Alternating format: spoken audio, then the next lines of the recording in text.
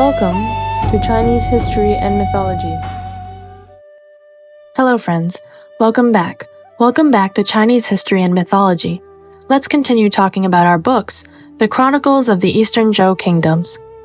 The Chronicles of the Eastern Zhou Kingdoms is a Chinese historical novel written by Feng Minglong in the late Ming Dynasty.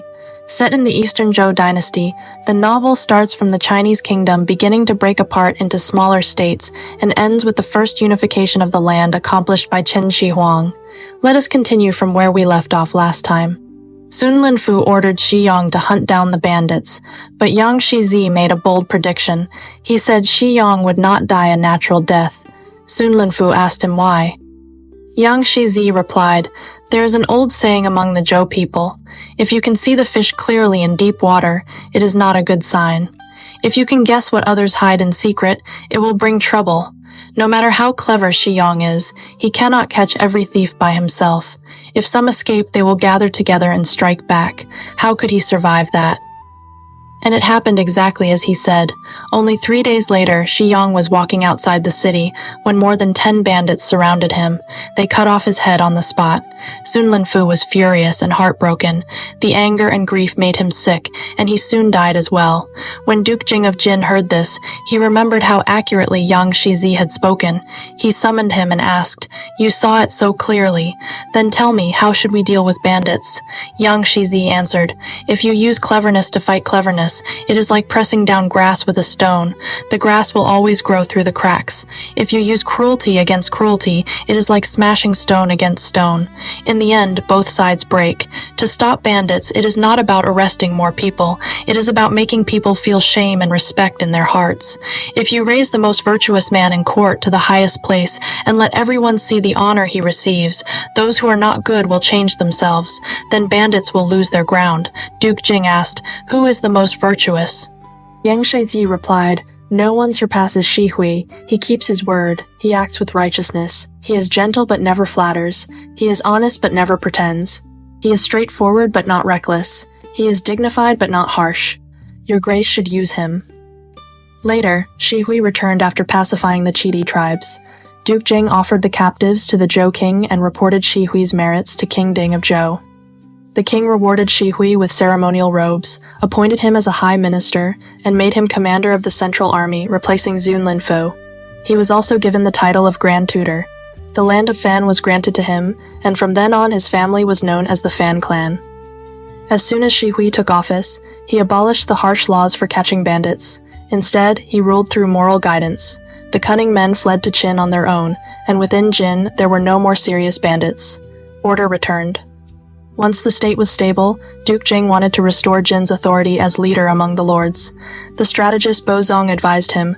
In the past, Duke Wen gained hegemony at the alliance in Jintao. Duke Shang led the lords at Xincheng without opposition. Later, trust was broken at Lingkou, and Qin grew angry.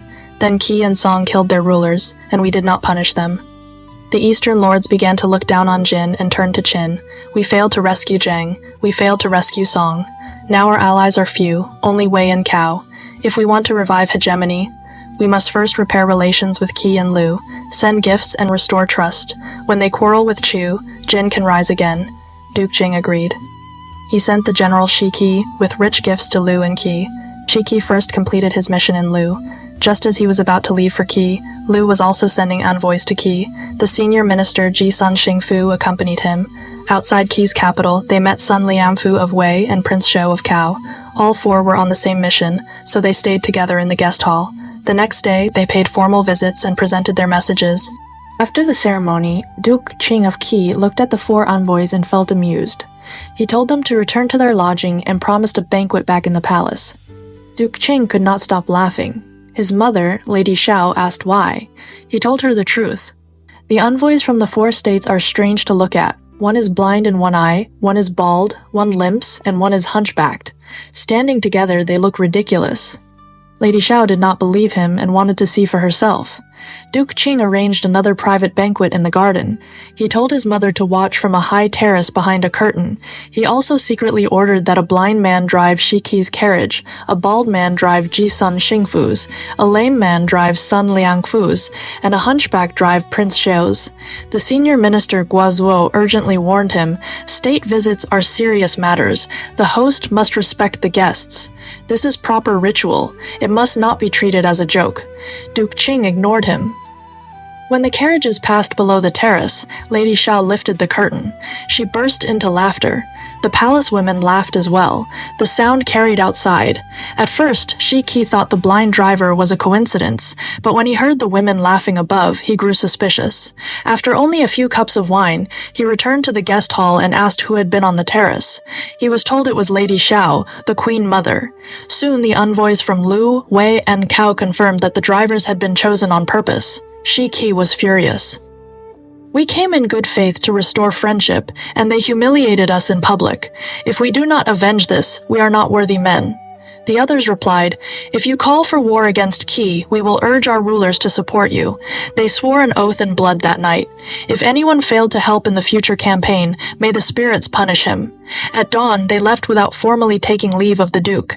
Guazuo sighed, "Qi's disaster begins today." Back in Lu, Xun Linfu grew angrier with each thought.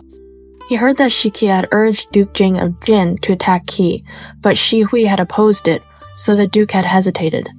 Xun tried to persuade Duke Xuan of Lu to seek help from Chu, but at that time King Zhuang of Chu had just died. The young King Gong was in mourning and refused to send troops. Then news arrived from Jin. Shi Qi continued to press for war. Duke Jing finally agreed. Shi Hui resigned. Shi Qi became commander of the Central Army and prepared to attack Qi. Xun rejoiced and sent Gongsun Gufo to Jin with gifts, both to return courtesy and to fix a date for the campaign. Duke Xuan privately told Gufo, "The three Huan families grow strong, and the ducal house grows weak. When you are in Jin, seek a chance to ask for help in removing them. I will offer tribute every year." Gufo bribed Tuanjie in Jin and revealed Duke Xuan's secret plan. Tuanjie passed the message to Luan Shu. Luan Shu told Shi Qi. Shi Qi immediately rejected it. "This man wants to disturb Jin. We must not listen." He secretly sent a letter back to Lu, informing Xun Linfu. Xun was enraged. "His father once murdered princes, and I protected him for the sake of the state. Now the son follows the same path. We have raised a tiger." He showed the letter to Shu Sun Qiaru. They planned to confront Duke Xuan, but before they could act, Duke Xuan died the next day. Xun and the others installed the 13-year-old heir, He Gong, as Duke Cheng of Lu. With the young ruler on the throne, Xun took control of government affairs. He declared that past crimes must be judged. Dongmen Sui had misled the state. His clan must be expelled. When Gongsun Gufo heard the news on his way home, he dared not return. He fled to Qi, taking his clan with him. Later scholars said that Dongmen Sui killed a ruler and raised another. Not long after his death, his descendants were driven out. Those who do evil will never truly prosper. Xun Linfu appointed Xi Yong to arrest the bandits, but Yangshe Zhi firmly said that Xi Yong would not end well. Xun Linfu asked him why. Yangshe Zhi quoted an old Zhou saying, "If you can see the fish in the deep abyss, it is a bad omen. If you can see through what others hide in the dark, disaster will follow."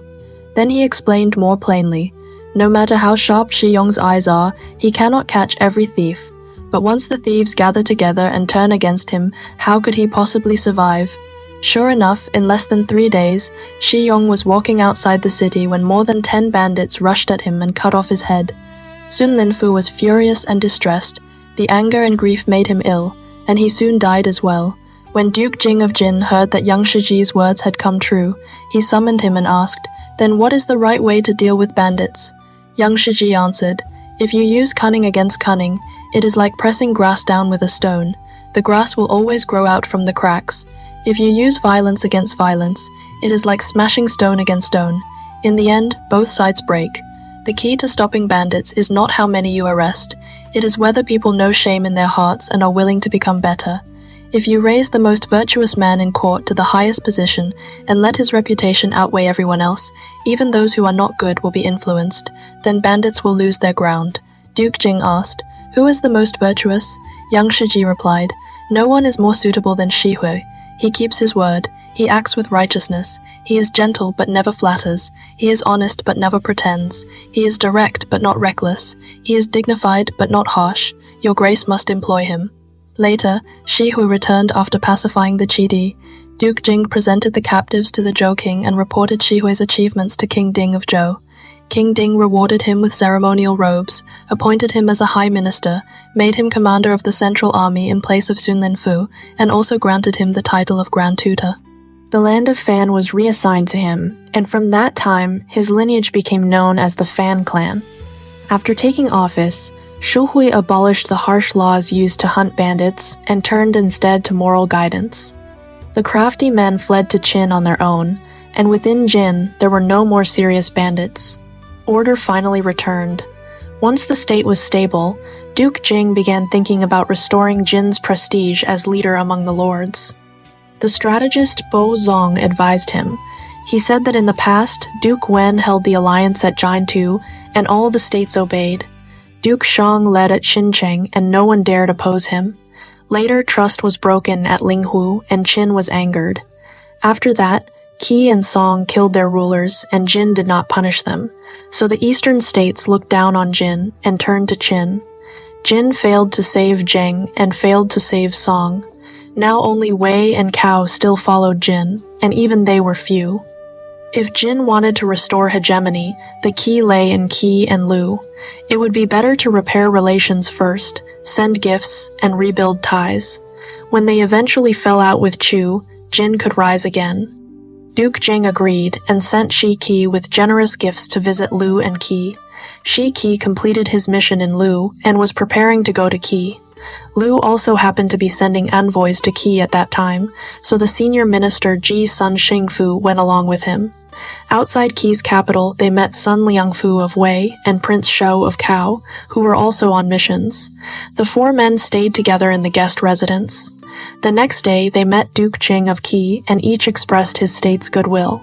After the formalities were finished, Duke Jing looked at the four ministers and felt amused. He told them to return to their lodging and said he would host a banquet. Back in the palace, Duke Jing could not stop laughing. His mother, Lady Shao, asked why. He said, "The envoys from Jin, Lu, Wei, and Cao are quite a sight. Shi Qi of Jin is blind in one eye. Ji Sun Xingfu of Lu is bald. Sun Liangfu of Wei limps. Prince Shou of Cao is hunchbacked." Standing together, they look very strange. Lady Shao did not believe him and wanted to see for herself. Duke Jing said that after the public banquet, there would be a private one in the garden. The next day, the envoys would pass under Chong Terrace, and she could watch from behind a curtain. He secretly selected 4 servants, 1 blind, 1 bald, 1 lame, and 1 hunchbacked, and assigned them to drive the 4 envoys' carriages accordingly. The senior minister Guazhou warned him that diplomatic visits were serious matters and required respect, but Duke Jing ignored the advice. When the carriage procession passed below the terrace, Lady Shao lifted the curtain and burst into laughter. The palace women covered their mouths and laughed as well. The sound carried outside. At first, Shi Qi thought it was coincidence, but when he heard women laughing above, he grew suspicious. After a few cups of wine, he returned to the guest house and asked who had been on the terrace. He was told it was the Queen Mother. Soon the envoys from Lu, Wei, and Cao came to him and confirmed that Qi had deliberately arranged the drivers to mock them. Shi Qi was furious. "We came with good intentions, yet we are humiliated. If I do not avenge this, I am no true man." The others agreed. If Jin attacked Qi, they would persuade their own rulers to support the campaign. Shi Qi proposed an oath in blood. On the day Jin attacked Qi, anyone who failed to do his utmost would be punished by the spirits. They discussed all night and left at dawn without formally taking leave. Guazhou sighed and said that Qi's trouble began that day.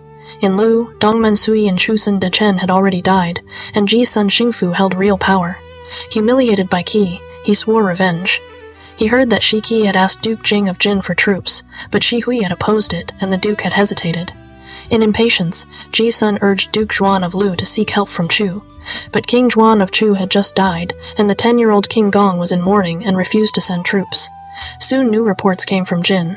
Shi Qi kept urging Duke Jing to attack Qi, saying that without punishing Qi, Jin could not claim hegemony. Duke Jing was persuaded. Shi Hui stepped down, and Shi Qi became commander of the Central Army.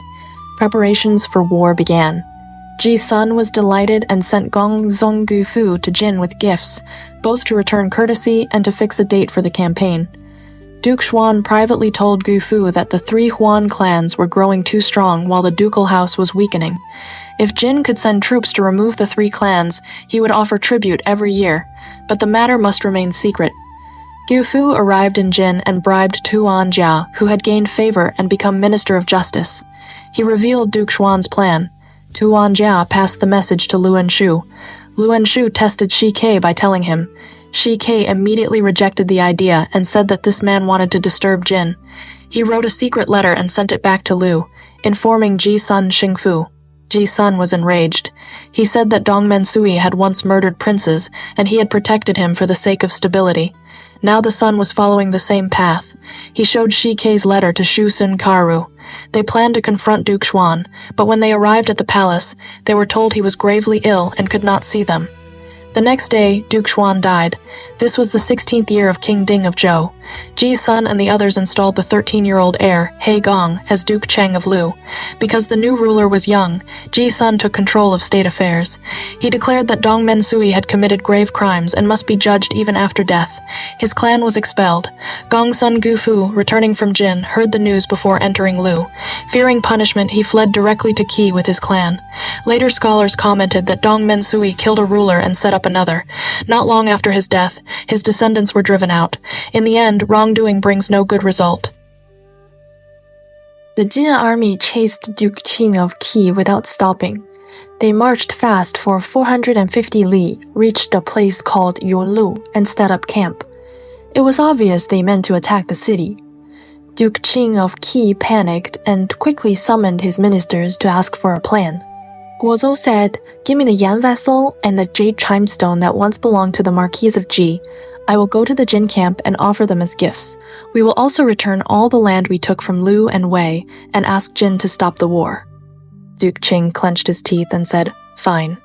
I have shown all the goodwill I can. If Jin still refuses, then we can only fight to the end." Guozhou carried the Yan vessel and the jade chimestone into the Jin camp. He first met Hanju and delivered Duke Qing's message. Hanju spoke firmly. "Qi has long bullied Lu and Wei. We sent troops to protect them. Why would we hate Qi for no reason?" Guozhou answered at once. "Then I am willing to persuade our ruler to return all the occupied land." Hanju said, "The commander of the central army is here. I dare not decide on my own." So Hanju brought Guozhou to see Shika. The moment Shika saw him, he was full of anger. Guozhou stayed very respectful, but Shika sneered. "The fall of your state is only a matter of time, and you still want to soften things with sweet words. If you truly want peace, accept my two conditions," Guozhou asked. "What two conditions?" Shaki said. "First, the daughter of Duke Tongshu of Shao must come to Jin as a hostage. Second, all roads in Qi must be changed to run west to east. If Qi breaks the path later, Jin's chariots and horses can drive straight from west to east into your land." Guozhou exploded on the spot. "That is wrong. The woman you name is our ruler's mother, the Queen Mother of Qi. How could the Queen Mother be sent as a hostage? And rules follow the land's natural shape. If you force us to change them for Jin, what is the difference between that and losing the state? You are making demands on purpose. You simply do not want peace," Shiki replied coldly. "If I do not allow peace, what can you do?" Guozhou slammed back. "Do not push Qi too far. The public wealth of Qi is worth 1,000 chariots, and the great ministers have hundreds of chariots worth as well. Today's defeat is not a fatal loss. If you refuse peace, then let me return and gather the remaining troops. We will fight you to the death beneath your walls. If we lose once, we fight again. If we lose again, we fight a third time. If we lose 3 decisive battles, then all of Qi will be yours. Why use the Queen Mother as a hostage and roads as an excuse?" He finished, set the Yan vessel and the jade chimestone on the ground, bowed toward them, lifted his head, and strode out. His words enraged Shiki, but Xun Linfu and Xun Liangfu had listened nearby and understood the danger.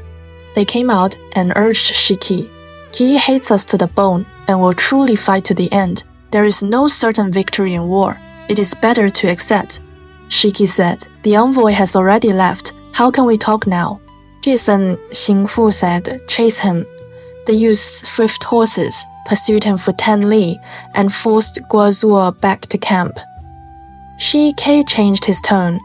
He said he feared being blamed when he returned to his ruler, so he had not dared to agree lightly. But since the ministers of Lu and Wei were also pleading for peace, he could not go against everyone. He was willing to follow Guozhuo's proposal. Guozhuo then stated the terms clearly. Set an alliance covenant. Qi will acknowledge Jin's overlord status and return the land taken from Lu and Wei. Jin must withdraw its army and harm not a single hair. Both sides must swear and record the oath. Shiki agreed. They swore the blood oath on the spot and concluded the covenant. Jin also released Feng Choufu back to Qi. After Duke Qing returned home, he promoted Feng Choufu to High Minister. Jin, Lu, Wei, and Cao all withdrew their forces and returned. Later, people discussed this peace and said Shike spoke too harshly in victory and drove Guozhuo into rage. Even though peace was made in the end, the people of Qi did not truly submit in their hearts.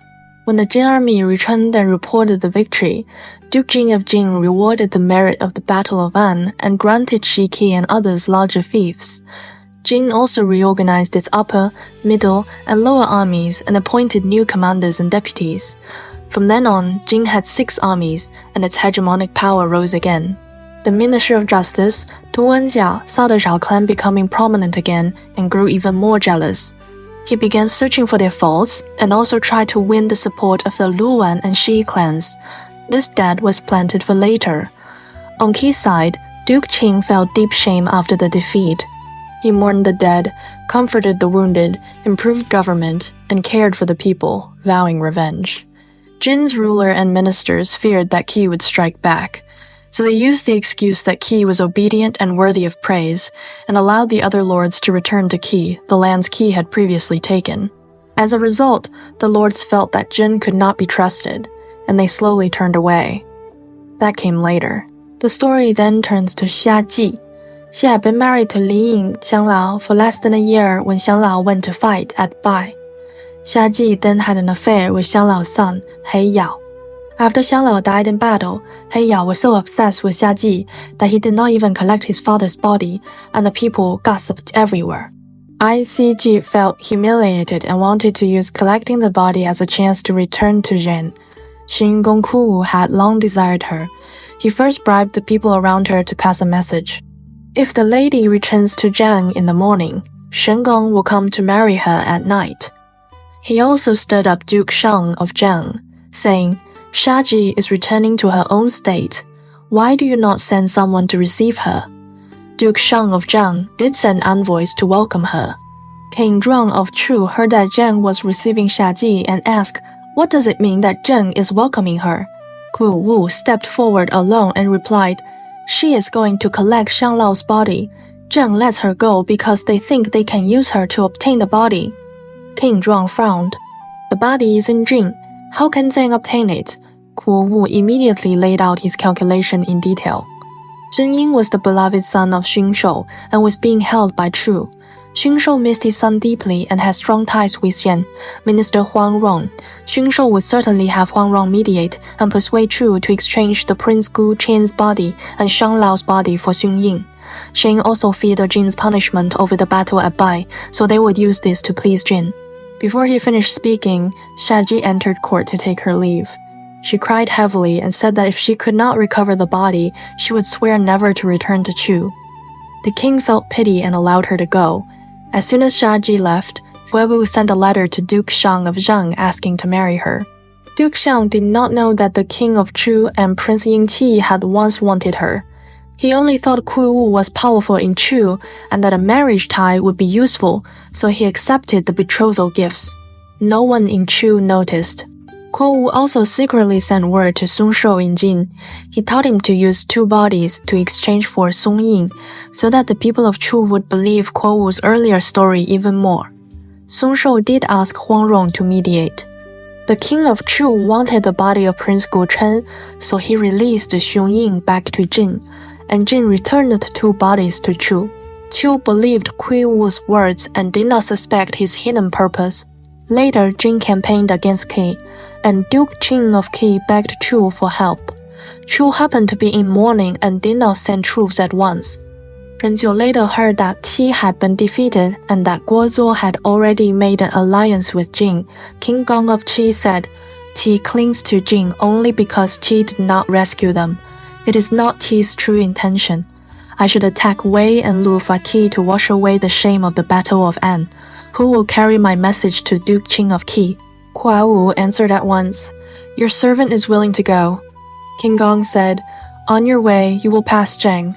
Bring Zhang's army as well. Let them gather in Wei on the 15th day of the 10th month and inform Duke Qing of Qi of the date." Hua Wu accepted the order and went home, but he spread word that he was going to Xinyi to collect taxes. He first loaded his family and property onto more than 10 carts and sent them out in stages. He himself followed in a small cart, traveling through the night to Jing. When he arrived, he delivered Chu's mobilization date. At the same time, he married Xia Ji in a lodging house. In bed, Xia Ji asked, "Did you report this to the king of Chu?" Hua Wu told her the old matter, that the king and Prince Yingqi had once wanted to marry her. He said he had used many schemes for her sake. Now that they were together as husband and wife, his life's wish was fulfilled, but he did not dare return to Chu. He wanted to take her elsewhere to live in safety. Xia Ji asked, "Then how will you explain the mission to Qi?" Hua Wu said, "I will not go to Qi. Now the only power that can oppose Chu is Jin. You and I will go to Jin." The next morning, Hua Wu wrote a letter and gave it to an attendant to send back to Chu. Then he fled with Xia Ji to Jin. Duke Jing of Jing was still ashamed of having once lost to Chu. When he heard that Hua Wu had come over, he was overjoyed and said heaven had granted him a man. That very day, he appointed him a minister and granted him the land of Xing as his fief. From then on, he changed his surname to Wu. His given name was Chen, and people called him Shanggong Wu Chen. When King Gong of Zhou received Wu Chen's letter, the meaning was that Zheng had married Xia Ji to him. He could not refuse. He feared the king's anger, so he was temporarily staying in Jing, and Zhou should appoint someone else for the mission to Qi. The king read it and raged. He summoned Prince Yingqi and Prince Xi to read it. Prince Xi said, "Chu and Jin are hereditary enemies. Going to Jin is betrayal. We must punish him." Prince Yingqi added, "He Yao slept with his father's wife, so he is guilty too. He should be punished as well." The king followed their advice.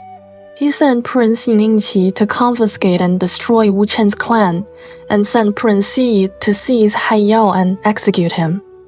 The wealth of both families was also divided between the two princes. When Wu Chen heard that his clan had been destroyed, he wrote a letter cursing them, saying they served their ruler with greed and slander and killed the innocent, and he would make them die from exhaustion on the road. Yingqi and the others hid the letter and did not dare let the king see it. After Wu Chen settled in Jin, he began planning for Jin. He urged friendship with Wu, taught the Wu people how to fight chariot warfare, and left his son in Wu as an official. Jin and Wu exchanged messages without end. Wu's power grew stronger day by day, and they seized Chu's eastern dependent states one by one. King Shoumeng of Wu even called himself king. Chu's borders were raided often, and there were no peaceful years. In the 10th month, the king of Chu appointed Prince Yingqi as commander, joined with Jiang's forces to attack Wei, and took the outskirts of Wei. Then he invaded Lu and camped at Yangkao. The Lu minister Zhongsun Mi bribed the Chu army by offering 100 skilled craftsmen and 100 women skilled in weaving and needlework. He made an alliance and Chu withdrew.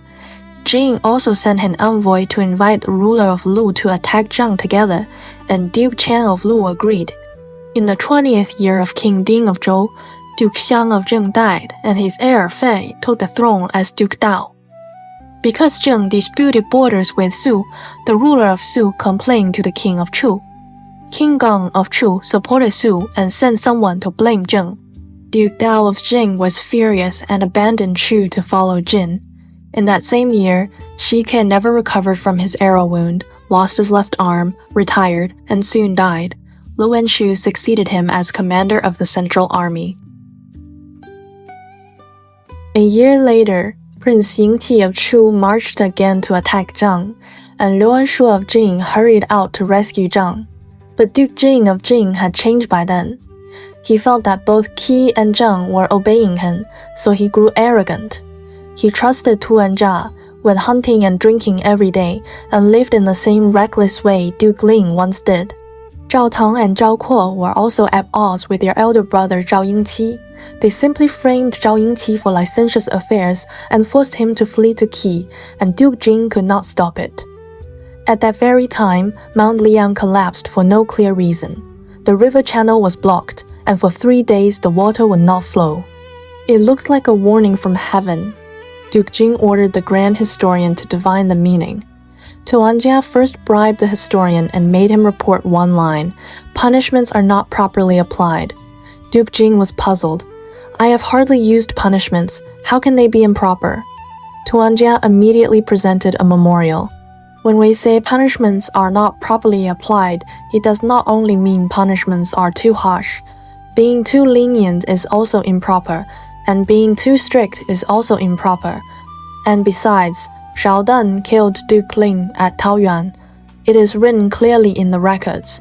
That crime is unforgivable. Duke Cheng not only failed to execute him, but even handed state power to him. It has continued down to today. The descendants of rebels fill the court. How can later people be warned? I have also heard that Zhao Shuo, Zhao Yuan, Zhao Ping, and others rely on the strength of their clan and plan rebellion. Zhao Yingqi tried to stop them, and that is why he was driven out. The Luan and Shi families fear the Shao power and can only endure it in silence. The collapse of Mount Liang is surely heaven's will. It is telling my lord to clear Duke Ling's grievance and punish the Shao clan for its crimes. Duke Jing already disliked the way Zhao Tong and Zhao Kuo held power. Tuanjia's words hit exactly what he wanted to hear, and he fell straight into the trap. He went to ask Han Zhu about it. Han Zhu answered bluntly, "What does the Taoyuan affair have to do with Zhao Dan?" "Senji Zhao Chengji." The Zhao house has served Jin with merit generation after generation. How can my lord listen to petty men and suspect the descendants of loyal ministers? Duke Jing's suspicion still did not fade, so he went again to ask Lu Wanshu and Shi Qi. Both had already been approached by Tuanjia. They spoke in vague terms and refused to defend the Shao clan. Duke Jing believed Tuanjia even more. He ordered that Zhao Den's crime tablet be carved and handed to Tuanjia, and he added one warning: handle it quietly and do not alarm the people. Han Zhu saw the situation turning dangerous. That very night, he left the palace and warned Zhao Shou, telling him to flee at once. But Zhao Shou would not hide. Instead, he spoke firmly. "My father once resisted the former ruler's killing order, and that left a bad name. Now Tuanjia carries the ruler's command and will surely kill me. How could I dare to evade it? But my wife is pregnant and close to giving birth. If it is a girl, then nothing needs to be said. If heaven grants a boy, the Zhao line can continue. General, please preserve this bit of blood for me. If you do, then even if I die, I still live." Han Zhu wept and said, "Everything I have today is because you promoted me. Our bond is like father and son. I cannot cut down the evil thief with my own hands, so I can only do my best to keep your line alive. But the villain has planned for a long time. Once he strikes, both jade and stone will be shattered. Before anything happens, send the princess back into the palace in secret and escape this disaster. When the child grows up, there will be a day for revenge." Zhao Shou nodded. "Then we do it your way." The two men parted in tears. Zhao Shou privately agreed with his wife Zhuangji. If it is a girl, name her Wen. If it is a boy, name him Wu. Wen is useless. Only Wu can take revenge. He also gave full instructions to the retainer, Chang Ying. Then Zhuangji left by the back gate, rode in a carriage, and Chang Ying escorted her into the palace to her mother, Lady Chang. The next day, Tuanjia personally led armored men to surround the lower palace. He hung up a crime tablet written by Duke Zheng at the main gate and shouted, "By command, we punish rebels." Then he slaughtered the households of Shao Shou, Shao Tong, Shao Kuo, Shao Zhan, and the rest, men and women, young and old, all killed. Only Shao Sheng, the son of Shao Zhan, survived because he was in Hannan at the time. Later, he heard the situation had changed and fled to Song. Blood soaked the steps, and bodies lay piled across the halls. When they counted the dead, only Zhuangji was missing. Tuanjia said, "The princess escaping is not the main issue, but she is pregnant and close to giving birth. If she bears a boy and leaves a rebel seed, future trouble will never end." Someone reported, "A carriage entered the palace at midnight." Tuanjia at once reported to the ruler, "The rebel clan has been fully exterminated, but the princess has entered the palace." "Please decide, my lord," Duke Jing said. "She is someone the Queen Mother favors. She must not be charged." Tuanjia pressed again. "But the princess is near delivery.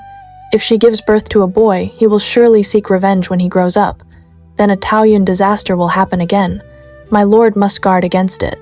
Duke Jing said, "If she gives birth to a boy, then remove him." So Tuanjia kept people watching the palace day and night. A few days later, Zhuangji truly gave birth to a boy. Lady Chen ordered the palace attendants to lie and say, "It is a girl." Tuanjie did not believe it and wanted to send his own wet nurse into the palace to check. Zhuangji panicked and then claimed, "The girl has already died." At this time, Duke Jing was lost in pleasure and handed state affairs to Tuanjia, letting him do whatever he wished. Tuanjia grew even bolder. He still suspected the child was not a girl and had not died, so he personally led maids to search the palace from end to end. Zhuangji hid the infant inside her trousers and prayed in her heart, "If heaven means to wipe out the Zhao clan, let the child cry. If the Zhao line is meant to continue, then let him make no sound." The maids led Zhuangji out, searched every place, found nothing, and heard no crying. They had to stop, but Tuanjie still doubted. Someone said, "The orphan has already been sent out of the palace." Tuanjia then posted a reward at the gate. Whoever first reports the orphan's true whereabouts will be given 1,000 taels of gold.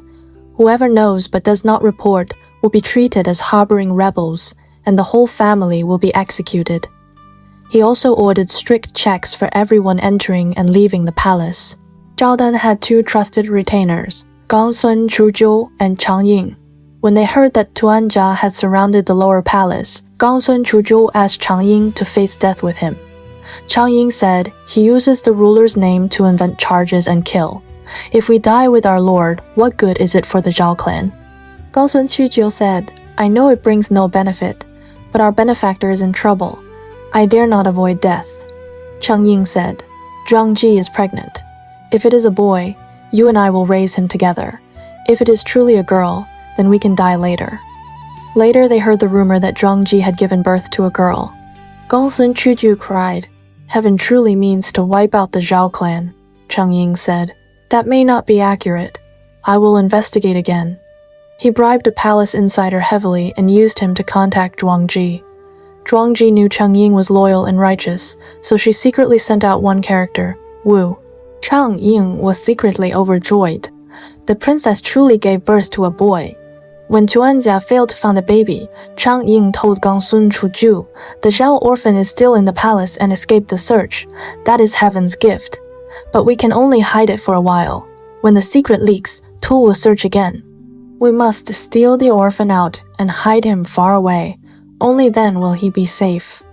Gangsun Chuzhou thought for a long time and asked, "Between raising the orphan and going to death, which is harder?" Chang Ying said, "Dying is easy. Raising an infant is hard." Gangsun Chuzhou said, "Then you take the hard task, and I will take the easy one." He set the plan. They would find another baby and claim it was the Zhao orphan. He would hold the fake child and hide in the depths of Shouyang Mountain. Chang Ying would go report it, so Tuanjia would lead troops to seize the orphan. Once Tu captured the fake child, the true orphan could live. Chang Ying said, "A fake baby is easy to find, but we must first steal the real orphan out of the palace to save him."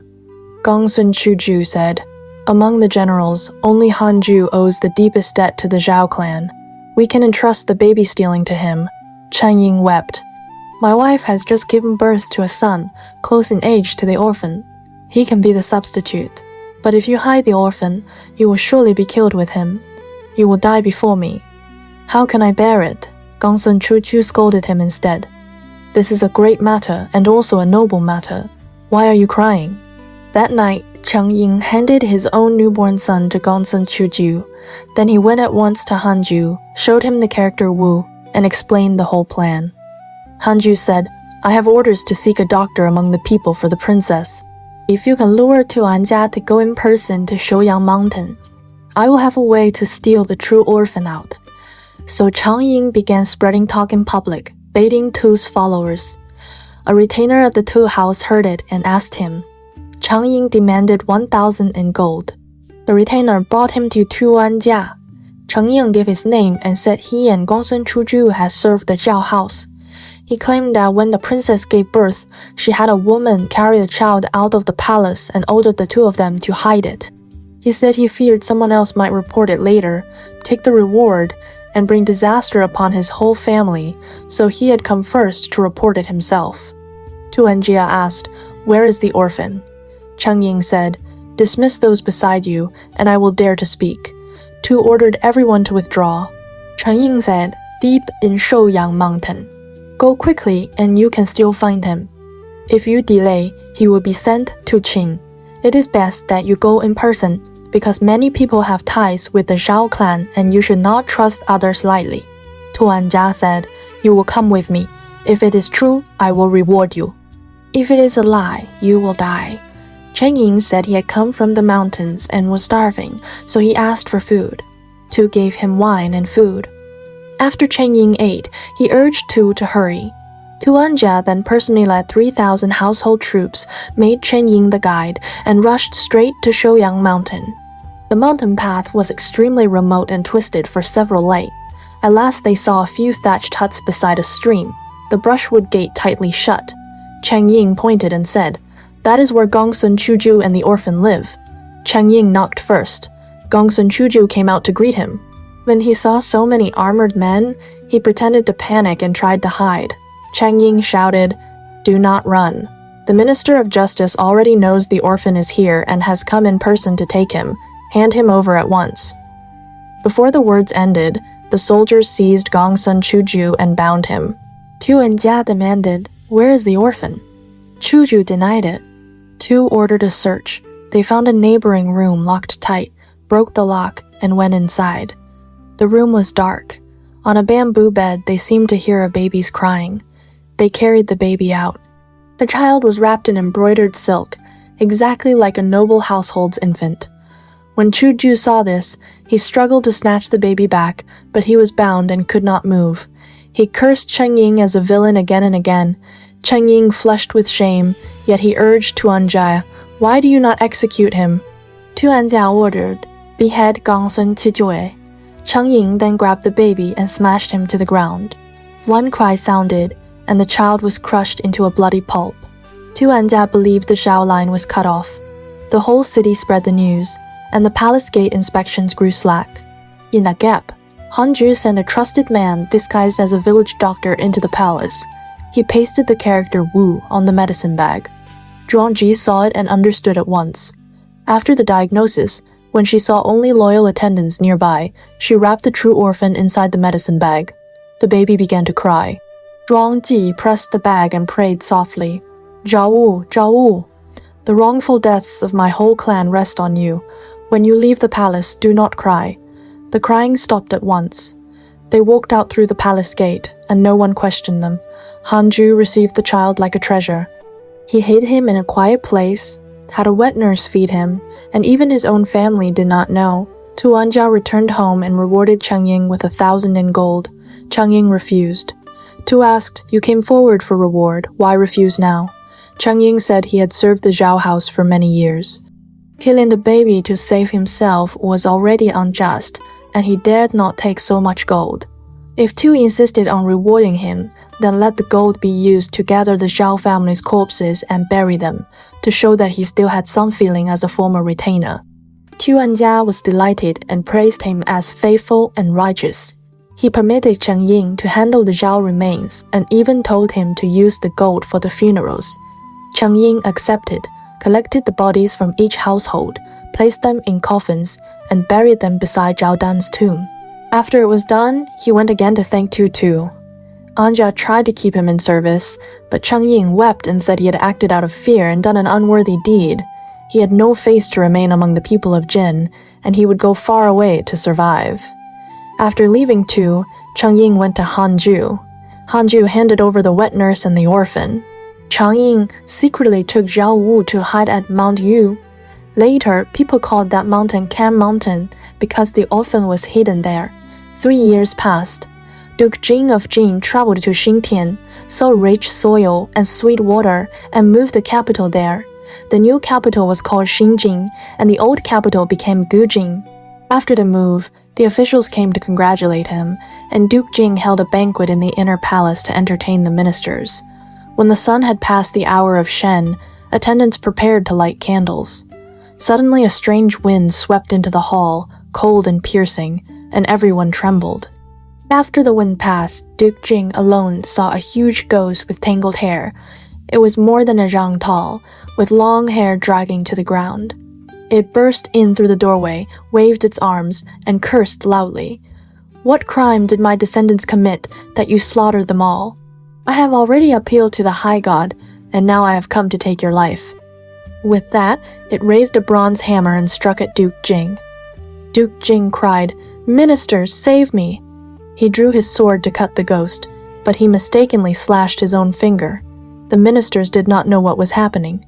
In panic, they rushed to seize the sword. Duke Jing spat blood, collapsed to the floor, and fell unconscious on the spot.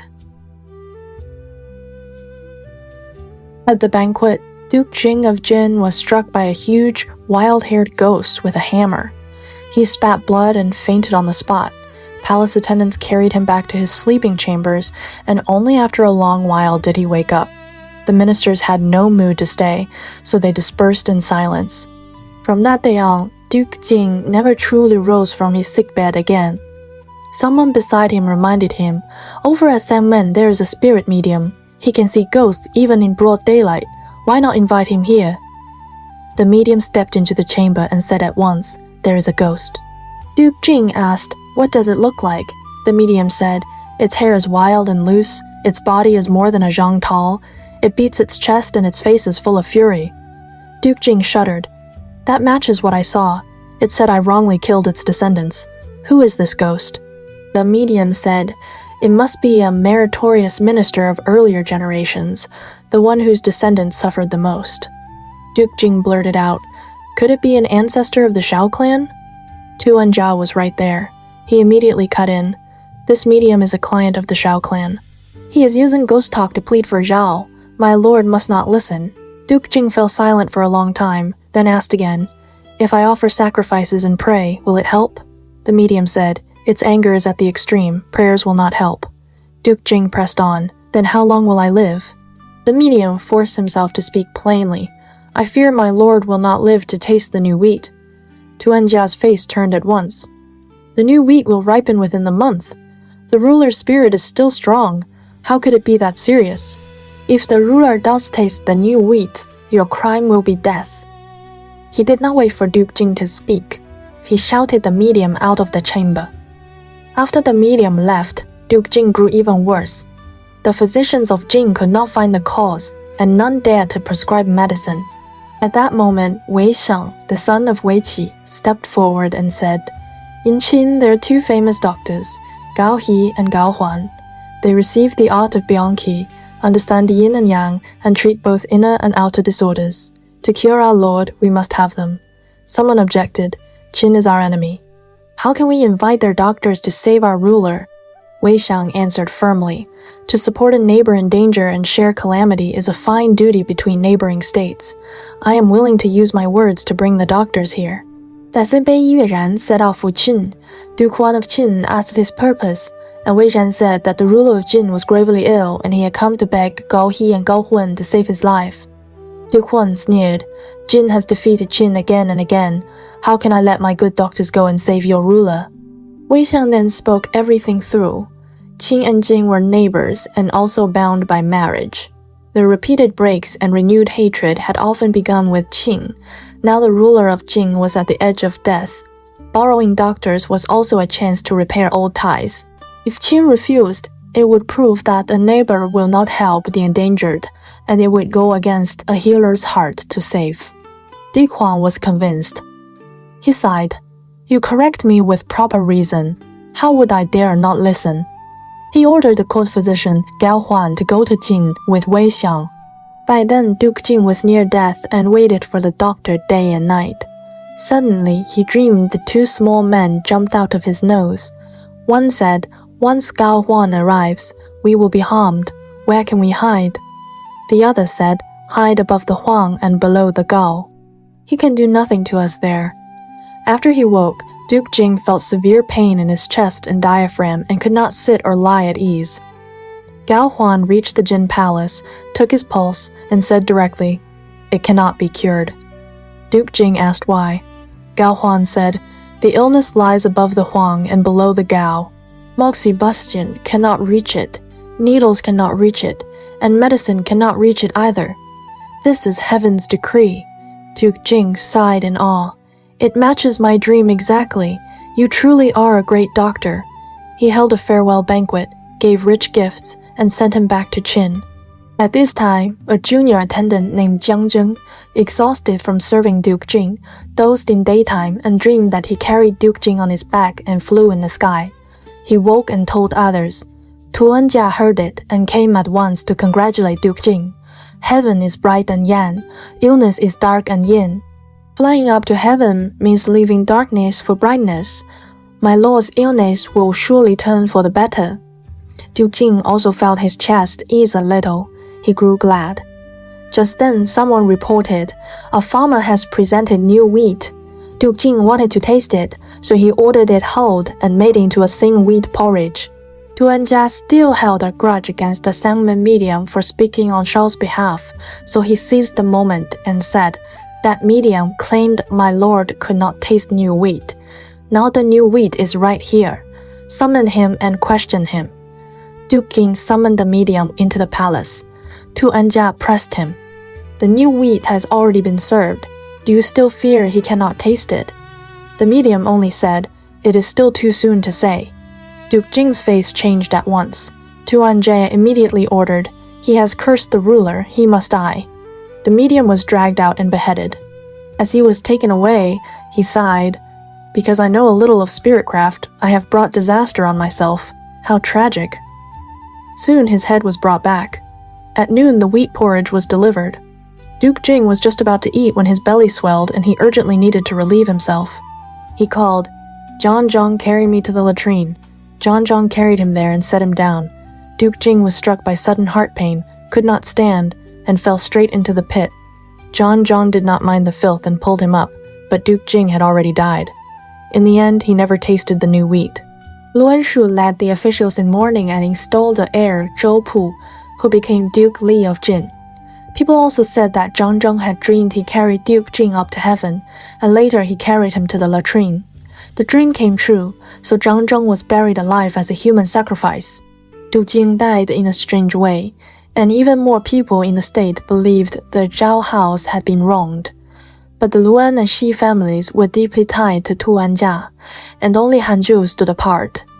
One man could not hold the field, so no one dared speak for Zhao. At that time, Duke Gong of Song sent Hua Yuan to Jin to offer condolences and also to congratulate the new ruler. Hua Yuan discussed with Luan Shu the idea of bringing Jin and Chu together to stop the north and south from destroying the people. Luan Shu did not trust Chu. Hua Yuan said, I am close with Xi Yong. I can take on this task. Luan Shu then sent his young son Luan Zhen to go with Hua Yuan, the Chu, and meet Prince Yin Qi first. Yin Qi saw that Luan Zhen was young and strong. When he learned he was the son of the Central Army commander, he tested him. What is Jin's way of using troops? Luan Zhen answered, order. Yin Qi asked, and what else? Luan Zhen answered, leisure. Yin Qi praised him at once. When others are chaotic, we are orderly. When others are busy, we stay unhurried. How could we fail to win? So Yin Qi brought him to see the king of Chu. They set peace between Jin and Chu. each guarding its borders. Whoever first raised arms would be punished by gods and spirits. They also fixed a date. The two states swore the blood oath outside the west gate of Song, but the true marshal Prince Xi was displeased. Such a great matter was not discussed with me. Xi Yong wants all the credit for uniting the two states. I will make him fail. He also learned that Wu Chen had joined with King Shumeng of Wu and met with ministers of Jin, Lu, Qi, Song, Wei, and Zheng at Zhengli. He told the king of Chu, Jin and Wu are now friendly, and they must be plotting against Chu. Song and Zheng follow Jin. The eaves around Chu will be left empty. King Gong asked, I want to attack Zheng. What about the oath at the west gate? Prince Xi spoke even more bluntly. Song and Zheng have received Chu's oaths for years, yet they still turn again and again. Now we take what is useful. Why worry about an oath? The king therefore ordered Prince Xi to attack Zheng, and Zheng turned back to Chu. This was the 10th year of King Jane of Zhou. When Duke Li of Jin heard Zheng had turned to Chu, he erupted in anger and summoned the ministers to discuss attacking Zheng. At this time, Lu and Shu held office, yet the three Shi controlled power. Bozong repeatedly warned Duke Li that the Shi clan was too strong and had to be restrained, but Duke Li would not listen. The three Shi hated Bozong and framed him for slandering the government. Duke Li believed it and executed Bozong. Bozong's son Bozhou Li fled to Chu. Chu made him Grand Steward, and he planned measures against Jin. Duke Li was also proud and licentious. He favored young men such as Su Tang, Yi Yangwu, Chang Yujiao, and Jiang Lishi and made them high officers. In the inner palace, he kept countless concubines and maids. He feasted every day, loved flattery, hated upright men, and neglected state affairs. The ministers lost their hearts. Shi Ye saw the court worsening and did not want to fight again. Shi Jie pushed hard. If we do not attack Zheng, how can we control the lords? Lu Wanshu also worried that losing Zheng would make Lu and Song lose heart. The surrendered Chu general Miao Ben Huang urged war as well. Duke Li finally decided to lead the campaign himself. He left Song Ying to guard the capital. He personally led Lu Wanshu, Xi Ji, Xi Qi, Song Yan, Han Ju, Xi Ji, Wei Qi, Lu Wanzhen, and others, with 600 war chariots moving in great force towards Jiang. He also sent Xi Chou to Lu and Wei to request allied troops. Duke Zheng of Zheng heard Jin's army was overwhelming and planned to surrender outside the city. The minister Yao Goa stopped him. Zheng is small and lies between two great states. We must choose one to rely on. How can we swing back and forth every year and suffer war each year? Duke Zheng asked. Then what should we do? Yao Goa said, Go to Chu for rescue. When Chu troops arrive, we attack Jin from both sides, smash them, and keep peace for years. So Duke Cheng sent Yao Goer to Chu with the appeal. King Gong of Chu feared violating the Westgate Oath and did not want to send troops. He asked the chief minister Yingqi. Yingqi said, Chu has lost trust and so drew Jin's army. If we now shelter Zhang and fight Jin again, we exhaust the people for pride and may not even win. Better to watch and wait. But Prince Xi said, Zheng cannot bear to betray Chu, so they come for help. We did not save Qi before, and if we do not save Yang now, those who submit to us will despair. Though I lack talent, I am willing to lead a small force and go north, and I will win another pinch-finger merit. The king was delighted. He appointed Prince Xi as marshal of the central army, Yingqi to command the left army, and Renfu to command the right. He himself led elite troops of the two Guang divisions north. They marched 100 li a day, swift as wind. Soon, scouts reported this to the Jin camp. Shi Yi privately said to Luan Shu, Our ruler is young and does not know state affairs. We should pretend to fear Chu and avoid battle, so we can warm his heart. If he learns caution and fear, the state may survive. Luan Shu refused. I cannot bear the name of fear and flight. Shi Zi sighed. If we lose this time, it may be a lucky thing. If we win and the outside is calm, then inside the state there will surely be internal trouble. That is what I fear. Chu had already passed Yanling. Jin could not advance and camped at Pengzu Ridge. The next day was the dark last day of the month. By custom, one does not move troops on such a day, so Jin made little preparation. At the fifth watch, while the sky was still dark, shouting suddenly shook the camp. Guards reported urgently, Chu has come straight to our camp and has set its formation. Luan Shu was alarmed. If they press us while we try to form ranks, we will not be able to deploy in time. The battle will be unfavorable. We should hold the camp for now and plan calmly before breaking them. The commanders argued, some saying to break out with elite troops, others saying to pull back.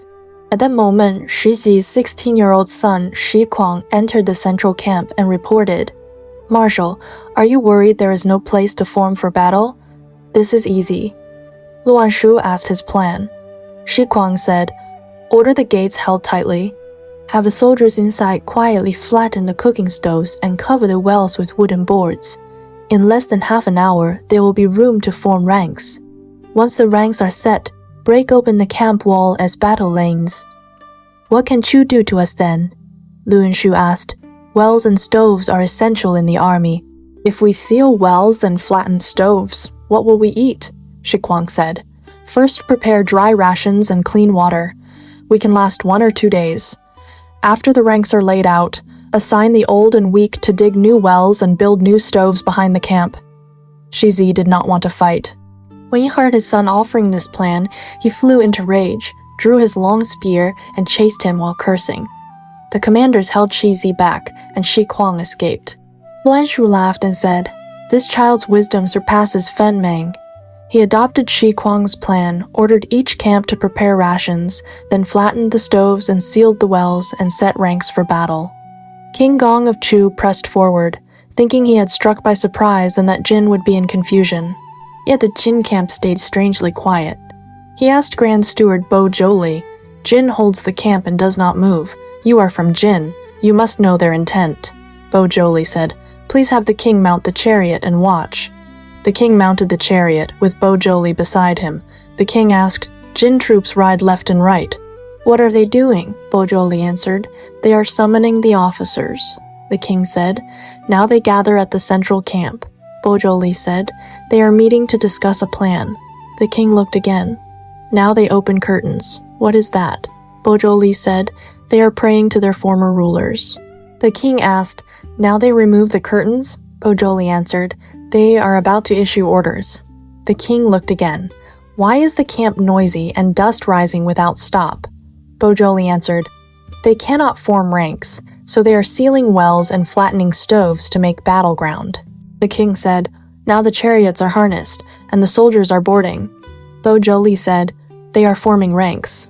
The king said, "Why do they get down after boarding?" Bo Zhou answered, "They are praying to the spirits before battle." The king watched again. "The central force looks strong. Is their ruler present?" Bo Zhou answered, "The Luan and Fan clans hold Duke Li and form ranks. We must not take them lightly." King Gong understood and warned the generals to prepare for the clash the next day. In the Jin camp, the surrendered Chu general Miao Benhuang also offered counsel. Since the death of Chief Minister Song Shu, Chu's military governance has not been as before. The elite troops of the Chu Guang have not been renewed for a long time, and many old and weak men cannot fight. Also, their left and right armies do not get along. This battle may be winnable. That day, the two armies faced each other behind their camps, and neither side moved first. In the Chu camp, Pan Deng practiced archery behind the tents. He hit the bullseye 3 times in a row, and the officers shouted praise. Then Yangshe Zhi arrived, and everyone started cheering. "The divine archer is here." Pan Deng could not take it. He asked coldly, "I hit the mark too, so why do you all say I am not as good as Uncle Yang?" Yangshe Zhi answered calmly, "Hitting the bullseye is nothing special. I can shoot through a poplar leaf at 100 paces." The officers pressed him, asking what that meant. He said that once someone marked a single leaf on a poplar tree, and he stood 100 paces away and shot straight through the center of that leaf. The officers immediately found a poplar tree and asked him to try. They blackened one leaf with ink. Yangshe Zhi loosed one arrow, and the arrowhead went right through the middle of the leaf, while the shaft caught on a branch. Pan Deng still would not accept it. "That was luck. Do you dare to shoot 3 leaves in order?" He marked 3 leaves at different heights and wrote 1, 2, and 3 on them. Yangshe Zhi looked, stepped back 100 paces, and marked his 3 arrows, 1, 2, and 3 as well. Then he released them in order, and each arrow struck its matching leaf, exact to the smallest measure. The officers all raised their hands and said, "Uncle Yang truly is beyond human." Pandang then wanted to show strength instead of accuracy. He said, "Being precise is not enough. To kill a man, you need power. My arrows can pierce several layers of armor." He had soldiers take off their armor, stacked it up to 7 layers, and tied it to the target. From 100 paces, he drew his bow and let fly. The arrow drove through all 7 layers and pinned them so tightly that it could not be pulled out. Pandang was proud and ordered the armor, still with the arrow in it, carried back to camp for display. But Yang Yuji stopped them. "Do not move it. Let me try one arrow as well." The officers urged him to shoot. He said, "If I only pierce it the same way, it is not worth seeing. I have a method of sending an arrow." He shot one arrow. It was neither high nor low, neither left nor right. It struck the base of Pandang's arrow and pushed it straight out from the far side of the target. Yang Yuji's own arrow still remained lodged through the holes in the stacked armor. The officers stared with their tongues out. Only then did Pandang submit and say, "I cannot catch up to you." The chronicles also mention an older story about Yang Yuji. Once the king of Chu hunted at Mount Jing and met a long-armed gibbon that could catch arrows. They surrounded it and shot, but the gibbon caught every arrow. They called for Yangshe Zhi. The gibbon heard his name and began to wail. When Yangshe Zhi arrived, one arrow pierced its heart. So the officers were even more convinced that he was the finest archer of the spring and autumn era. Someone then carried the armor that had been shot through and presented it to King Gong of Chu. Yang Yuji and Pandang went forward together. The officers described their wager and their contest with great excitement. "With such divine archers," they said, "why fear 1,000,000 Jin soldiers?" But the king exploded in anger. "A great general wins by strategy. How can you rely on the luck of a single arrow if you grow arrogant like this? You will one day die because your skill is too high." He collected all of Yang Yuji's arrows and forbade him to shoot again. Yang Yuji withdrew in shame. At dawn the next day, the 5th watch drum sounded, and both armies marched out at the same time. Shai Qi of Jing led the upper army against Chu's left, facing Prince Ying Ti. Han Zhu led the lower army against Chu's right, facing Prince Renfu. Luan Shu and Shi Zi guarded Duke Li of Jin and the central army as they met King Gong of Chu and Prince Xi. On the Jin side, Shi Zi drove the ruler's chariot, and Luan Zhen stood as chariot guard. Shi Zi and the new troops followed behind as support. On the Chu side, King Gong was supposed to ride the right Guang chariot, but the commander of right Guang was Yang Yuji. The king resented his boasting and refused to use that chariot. Instead, he rode the left Guang chariot, with Ping Ming driving and Ku Dang as chariot guard. Duke Cheng of Zheng led the Zheng troops in the rear as support. Duke Li of Jing wore a red battle robe and a phoenix-winged helmet and charged forward with a great halberd, but there was a muddy bog in front of the lines. Before daylight, it was hard to see. Sha Yi drove fiercely, and the ruler's chariot wheels sank into the mire, and the horses could not pull it free. King Gong's son Zhong was young and bold. When he saw the Jin ruler trapped, he drove his chariot straight at him. Luan Zhen leaped down into the mud, lifted the wheels with sheer strength, and only then did the chariot inch its way out. Zhong arrived close behind. Luan Shu's chariot also came up and shouted, "Boy, do not be reckless." Zhong saw the banner marked, "Commander of the Central Army," panicked, and turned to flee. Luan Shu chased him down and captured him alive. The Shu troops rushed in to rescue him, but Shi Zi led soldiers out to strike them, and Shi Zi's rear force also arrived. Shu feared an ambush and withdrew back to camp. Jin did not chase and returned to its own camp as well. Scouts reported that Shu's left held steady and Jin's upper army had not truly engaged. Only the lower armies had fought for a little more than 20 exchanges, with casualties on both sides. The outcome was still unclear, and they agreed to fight again the next day. Luan Shu presented Zhong Mao as a captured prize. Duke Li of Jin wanted to execute him, but Miao Benhuang advised, "When the king of Chu learns his son has been taken, he will surely come out in person tomorrow. Keep Zhang Mao in a prison cot and have it roll back and forth in front of the ranks to lure him in. The ruler agreed. That night, Wei Qi came to Luan Shu and told him a dream. He dreamed he shot at the moon, hit the center, and a stream of golden light poured down. Then he stepped back in panic, lost his footing, and sank into the mud in front of the camp. Luan Shu said, "Among the Zhou, those of the same clan are called the sun, and those of other clans are called the moon. To shoot the moon and hit it likely points to the ruler of Chu, but to retreat into mud is not a good sign. You must be careful." Wei Qi clenched his teeth. "If we can break Chu, I will have no regret even if I die." Luan Shu allowed him to lead the vanguard. At daybreak, they opened the camp and issued a challenge. The Chu general Yin Xiang came out to meet them. After only a few exchanges, Jin pushed the prison cart to the front and rode it back and forth. King Gang of Chu saw his son Zhongmao bound in the cart and burned with fury. He urgently ordered Peng Ming to ride forward and seize the cart. Wei Qi ignored Yin Xiang and chased straight at the king. He fitted an arrow and shot, striking the king's left eye. Pan Deng fought desperately and protected the king back to his chariot. When the king pulled the arrow out, the eyeball came out with it and fell to the ground. A soldier picked it up and offered it, saying, "This is a dragon's eye. It cannot be thrown away." The king put it into his arrow bag. When the Jin troops saw Wei Qi succeed, they surged forward. Prince Xi fought to the death and rescued the king. Shi Zhi also surrounded Duke Cheng of Zheng, but Zheng's driver hid the main banner inside a bow bag, and the duke escaped. King Gong, furious, urgently summoned Yang Yuji to save him. Yang Yuji rushed in but had not brought a single arrow. The king personally handed him 2 arrows and said, "The man who shot me is the one in green robes with a curled beard. Take revenge for me. With your skill, you will not need many arrows." Yang Yuji took the arrows and drove straight into the Jin lines. At a glance, he found Wei Qi and shouted, "What skill do you have, you brute, to dare wound my lord?" Wei Qi had not even finished speaking when Yang Yuji's first arrow was already loosed. It struck him in the throat, and he died at once, slumped over the bow bag. Luan Shu led men to recover his body. Yang Yuji returned the remaining arrow to the king and reported, "By the power of my lord, I have already shot dead the general who shot you." King Gong rejoiced. He removed his brocade robe and gave it to Yang Yuji, and also granted him 100 wolf-tooth arrows.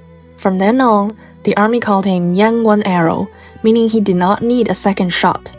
Jin continued to press the pursuit, but Yang Yuji stood at the front with an arrow on the string. Whoever pursued was shot, and the Jin troops no longer dared to close in. Prince Yingqi and Prince Renfu also arrived to support the king. After a chaotic fight, Jin finally pulled back. At that moment, Luan Zhen saw the banner of the chief minister and knew it was Prince Yingqi. He asked Duke Li of Jin for permission. "Not long ago, I went on mission to Chu. Their chief minister asked me about Jin's way of war, and I answered with 2 words, order and leisure. Today in this melee, I have not seen them orderly, and in retreat, I have not seen them unhurried. I would like to send a messenger to offer them a cup of water to make good on what I said that day." The ruler agreed. The messenger went to Yingqi's front and said, "Our ruler lacks hands. Luan Zhen serves as chariot guard and cannot come in person, so I offer this cup on his behalf." Yingqi recalled those words and sighed. This young general truly has a good memory. He drank it at once and said, "Tomorrow on the field, I will thank him face to face." When the messenger reported back, Luan Zhen asked again, "The king of Chu is wounded, yet they still will not withdraw. What should we do?" Miao Ben Huang said, "Inspect the chariots, replace the losses, feed the horses, sharpen the troops. At cockcrow, eat a full meal, then fight to the death. Why fear Chu?" At that time, Xi Shou and Luan Yi also returned from Lu and Wei with news. The 2 states had sent reinforcements, and the allied troops were already within 20 li. Chu's scouts learned this and reported it to the king.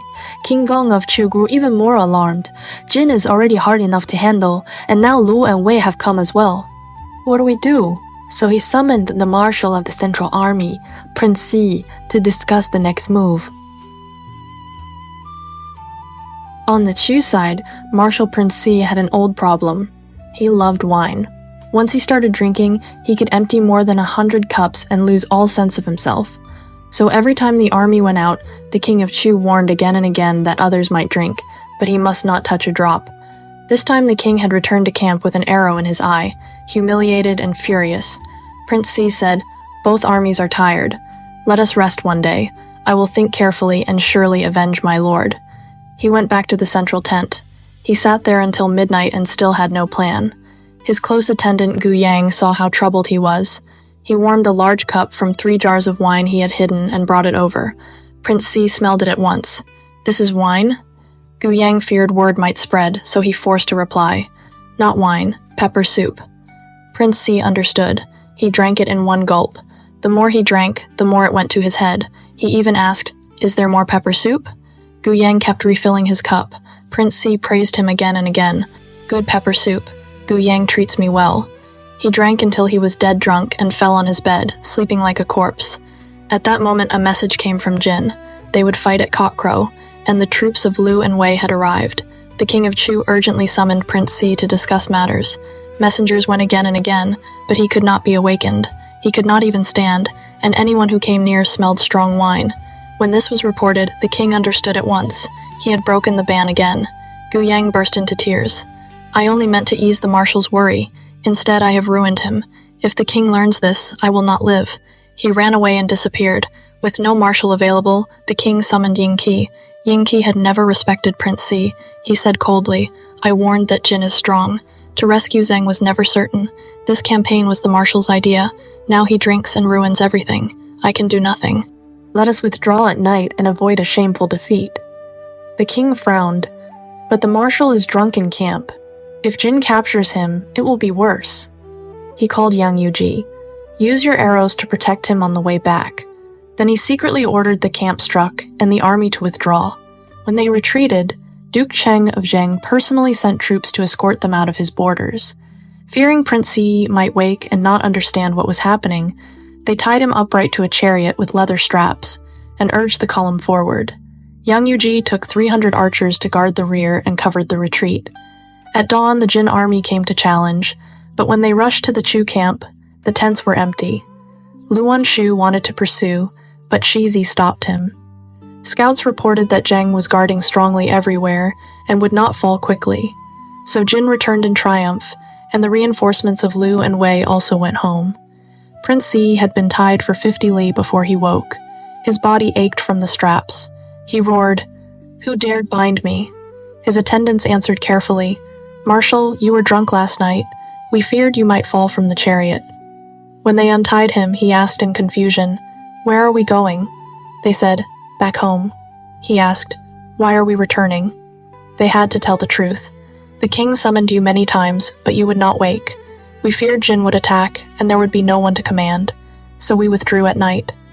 Prince Xi burst into tears. "Gu Yang has ruined me." But Gu Yang had long since fled. After 200 li without pursuit, the king felt slightly at ease. He feared Prince Xi might kill himself from shame and sent word to comfort him. "When Ziyu was defeated and died, my late father was not in the army. Today's failure is my fault, not the marshal's." But Yingqi did not wish him to live. He sent someone to sting him with a reminder. "You know how Ziyu ended after defeat. Even if the king spares you, how can you show your face again to lead troops?" Prince Xi sighed. "If the chief minister rebukes me with righteousness, how dare I cling to life?" He hanged himself at once. The king could only sigh in grief. Back in Jin, Duke Li grew even more arrogant after defeating Chu. Shi Zi had long known there would be trouble inside Jin. He fell ill from worry, refused medicine, and died soon after. His son Fan Gai succeeded him. Duke Li favored a courtier named Su Tong.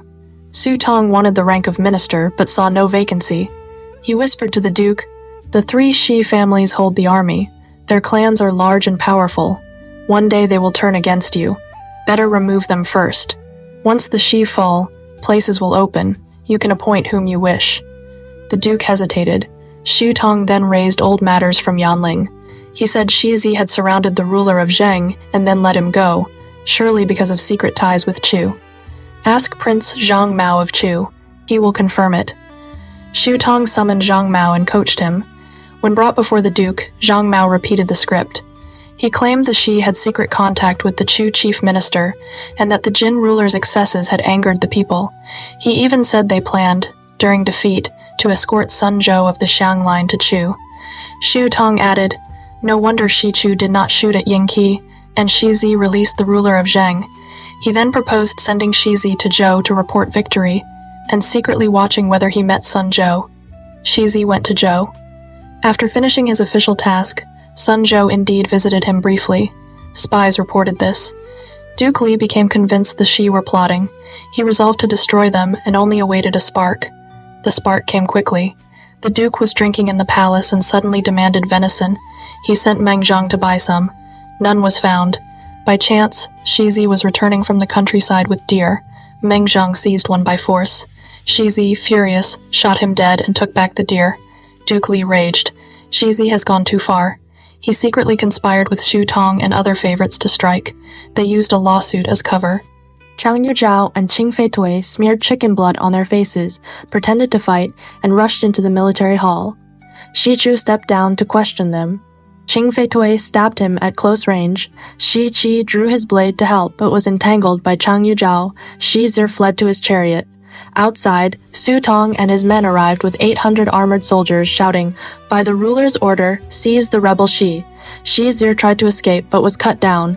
Qing Feitui killed Shi Qi and Shi Chu. 3 bloody heads were carried to the palace gate. Luan Shu and Zun Yan arrived and shouted, "Who dares bring troops into a forbidden place?" Su Tong accused them of plotting with the Xi. Soldiers surrounded and bound them. Duke Li, seeing the chaos, hesitated. He still wished to spare Luan Shu and Zun Yan. Chang Yuzhao whispered, "If you do not kill them today, they will kill you tomorrow." In the end, the Duke released them and restored their posts. Chang Yuzhao whispered, "If you do not kill them today, they will kill you tomorrow." In the end, the Duke released them and restored their posts. Chang Yuzhao fled west, leaving a warning that those spared would not spare the ruler. Duke Li rewarded the soldiers. The Xi bodies were buried only after 3 days. Their clans were stripped of office. Su Tong rose to high rank. Later, Duke Li spent days away with favorites. Zun Yan told Luan Shu plainly, "If we continue to pretend illness and hide, we will meet the same end as the Xi. The state comes before the ruler. You command troops, remove him and set up a worthy lord." Luan Shu sighed that though his family had long served Jin, for the sake of the state he must bear the blame. They ambushed the Duke at Mount Taiyin, killed Su Tong, seized Duke Li, and later forced poison upon him. He died and was buried outside the east gate of Yi. They invited Sun Zhou, grandson of Duke Xiang, to take the throne. He said clearly, "If I am to rule, you must obey my orders. If I am only a name, find another." The ministers agreed. He entered and became Duke Dao of Jin. Duke Dao first cleared accounts. He executed those who had flattered the former ruler and restored justice. Han Zhu then told him in secret of the Zhao injustice. The Zhao heir, Zhao Wu, had been hidden for 15 years. Duke Dao ordered him brought back quietly. Before the court, he revealed Zhao Wu and condemned Tuanjia. Tuanjia was executed, and the Zhao clan restored. When the Zhao line was secure, Cheng Ying ended his own life, saying he had lived only to preserve the orphan. Zhao Wu honored him and buried him beside Gongsun Chuju. States came to congratulate Jin. Only Zheng refused, still tied to Chu. The king of Chu first rejoiced at Duke Li's death, then grew worried when he heard the new ruler was strict and just. He asked how to disturb the central states. Prince Renfu advised striking Song, supporting exiles there to create trouble. If Jin ignored it, they would lose allies. If Jin intervened, they would be entangled. The king of Chu agreed and sent troops against Song. In the summer, in the 4th month of the 13th year of King Zhang of Zhou, King Gong of Chu followed the plan of Right Yin Renfu. He led the army in person. And pulled Duke Chen of Jiang Lang to attack Song. 5 Song ministers who had betrayed their own state, Yu Shi, Xiang Weiren, Lin Zhu, Xiang Dai, and Yu Fu, served as guides, and they took Pangchang first. Before King Gong left, he spoke in a hard tone. "Pangchang is the throat of travel between Wu and Jin. I am leaving you more than 300 war chariots. From here, you can advance and cut Song's land, and if you pull back, you can block the road between Wu and Jin. I have given you the place. Do not fail me." After that, he returned to Chu, and he left Yu Shi and the others to hold Panchan. When winter came, Duke Cheng of Song sent Lao Zu to surround Panchan. Yu Shi went out to fight and was beaten at once. When Yingchen, the chief minister of Chu, heard Panchang was under siege, he marched to rescue it. Lao Zuo grew proud and careless. He was hit by an arrow and died on the spot. Yingqi then pushed forward and began to strike into Song territory. Duke Cheng of Song was terrified, so he had no choice but to send Hua Yao'an to Jin to beg for help. In Jin, Zhao Jue set the tone with one sentence to Duke Dao. When Duke Wen built his hegemony, he began by saving Song. The rise or fall turns on this one move. We cannot pretend not to hear. Duke Dao immediately ordered the lords to send troops. He personally led Han Ju, Sun Yan, Luan Dai, and the others, and camped first at Taigu. Yingqi heard that Jin truly had marched. He knew he could not stand against them, so he withdrew back to Chu at once. In the next year, the 14th year of King Jin of Zhou, Duke Dao brought 8 states together to attack Pengcheng, Song, Lu. 为靠做使人登后资 The Song minister Xiangxi stood on a war chariot and shouted toward the walls with a voice that shook the air. Yushi betrayed his ruler, and heaven will not allow it. The Duke of Jin commands 200,000 to attack this lonely city.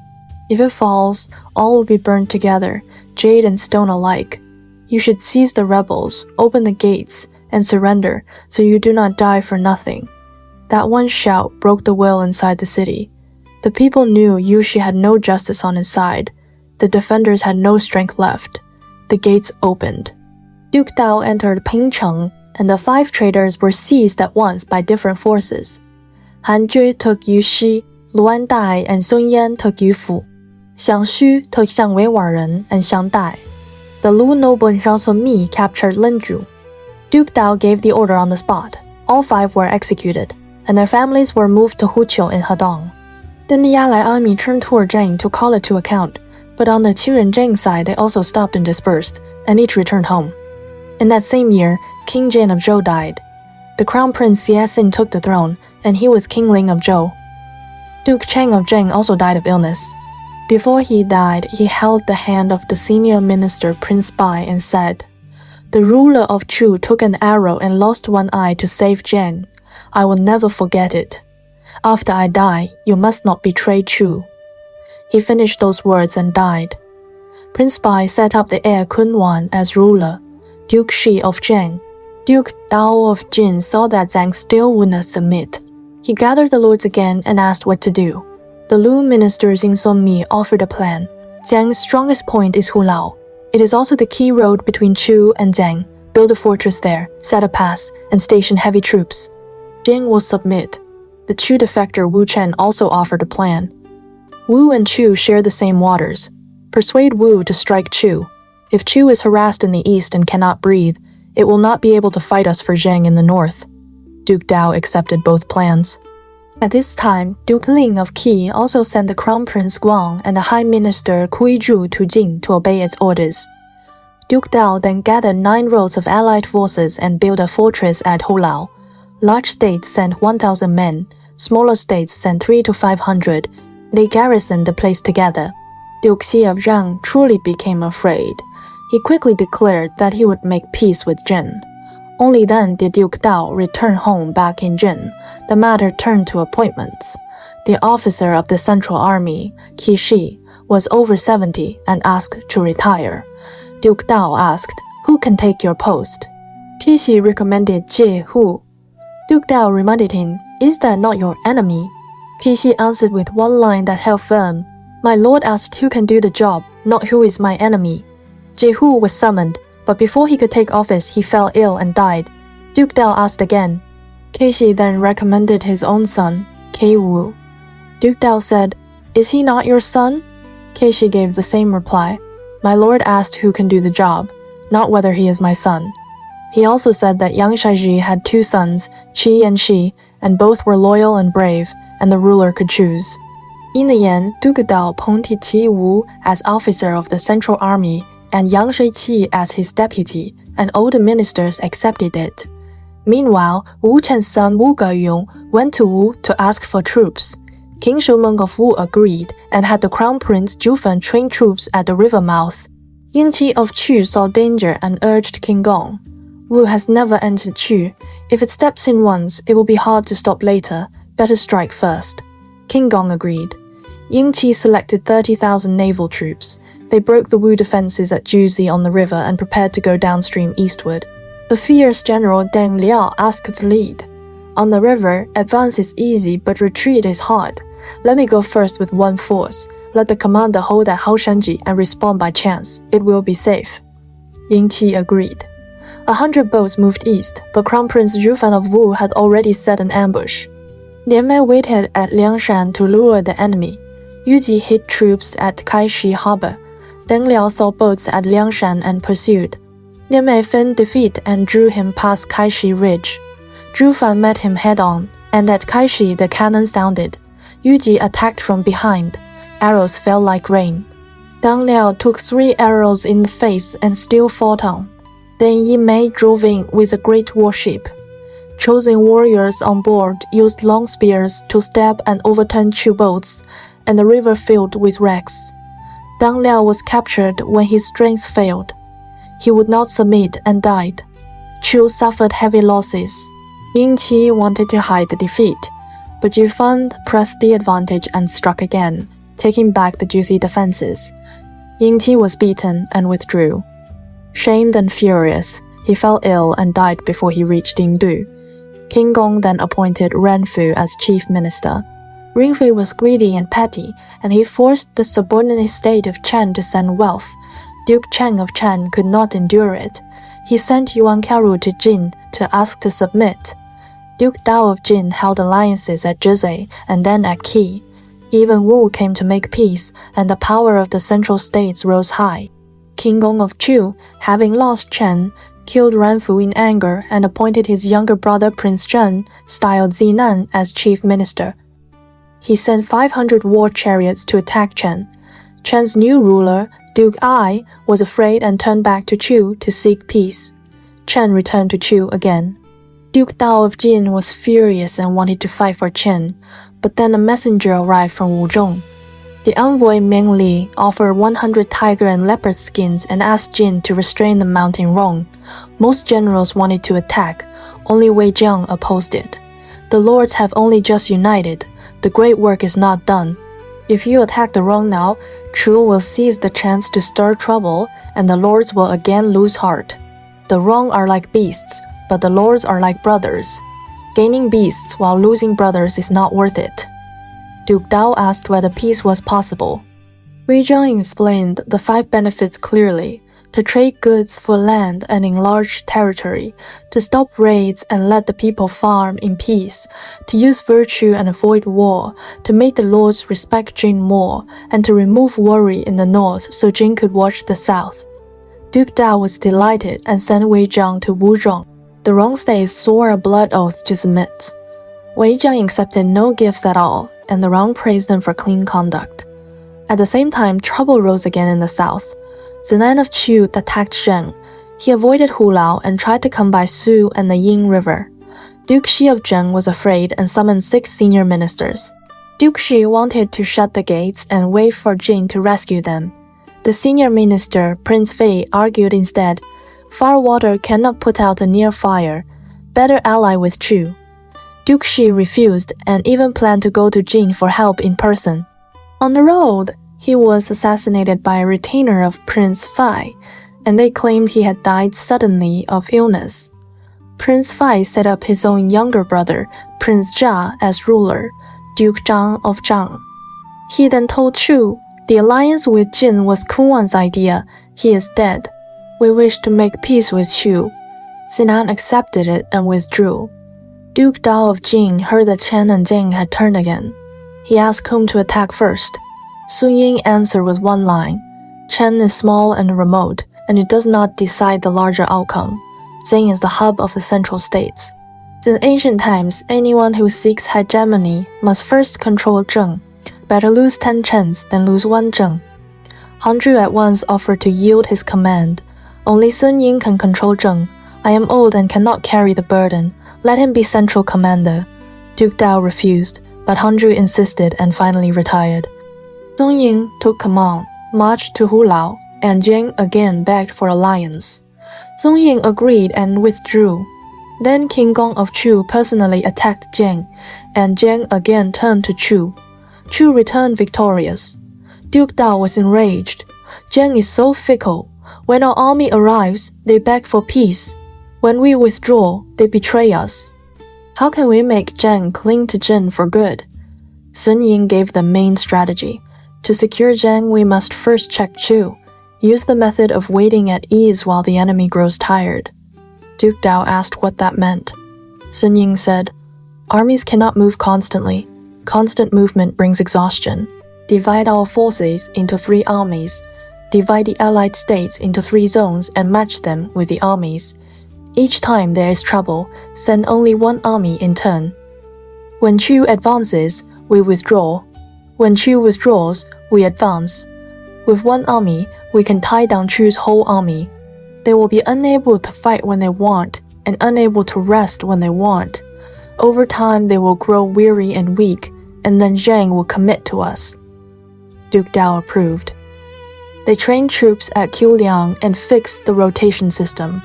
To prevent confusion with the same clan name in command, Sun Ying took the name of his father's land and was called Zi, and Sun Yan was called Zhonghang Yan. The 3 armies and their allied assignments were fixed. Dong Yan led the upper army, Luan Dai led the lower army, and Zhao Wu led the new army, each with deputies and support officers. They rotated campaigns. The order was strict. They were not to chase battle. They were to take back treaty oaths as their merit. As the orders were being set, Duke Dao's younger brother, Prince Yanggan, was 19, hot-blooded and eager for glory. He asked to be vanguard. Xi refused and kept him in the new army. Since the new army was 3rd in rotation, Yanggan could not wait. Relying on his status as the ruler's brother, he broke formation and inserted himself behind the 1st army.